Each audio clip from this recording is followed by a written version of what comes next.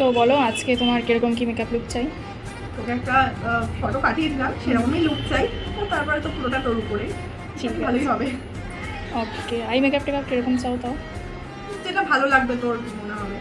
আচ্ছা ঠিক আছে। আজকে কিন্তু আমার ক্লায়েন্টের সেরকম কোনো ডিমান্ড ছিল না, জাস্ট একটা ছবি পাঠিয়ে দিয়েছিল আর বলেছিল আমার কিন্তু ঠিক এরকমই একটা হেয়ার স্টাইল চাই। মেকআপটা তো পুরো আমার উপরেই ছেড়ে দিয়েছিল। তো আজকে কিন্তু আমি আমার মন মতো একটা লুক ক্রিয়েট করতে চলেছি। তোমরা ভিডিওটা স্কিপ না করে দেখতে থাকো, না দেখলে কিন্তু অনেক কিছু মিস করে যাবে। যেহেতু দিদিভাইয়ের শাড়ির কালারটা ছিল একদম লাইট, তো সেই কারণে কিন্তু আমি আই মেকআপটা করেছিলাম একটু ডার্কের মধ্যে। আচ্ছা, কথা বলতে বলতে কিন্তু আমার মেকআপটা পুরো কমপ্লিট হয়ে গেছে। লিপস্টিক শেডটা কিন্তু আমার ক্লায়েন্টের ভীষণ পছন্দ হয়েছিল, শুধু ক্লায়েন্টের না আমারও কিন্তু ভীষণ পছন্দের একটা স্টাইলের পিক তো আমাকে শেয়ার করেই দিয়েছিল দিদিভাই, আমি সেই হিসাবে হেয়ার স্টাইলটা কমপ্লিট করেছি। এবার বলো তো আমার সাজানোটা আজকে তোমাদের কেমন লাগলো, অবশ্যই কিন্তু একটা কমেন্ট করে যাবে। আচ্ছা, আমি তো আমারটা বললাম, এবার দিদিভাইয়েরটাও শোনা যাক। বলো আজকে মেকআপ করে কেমন লাগলো?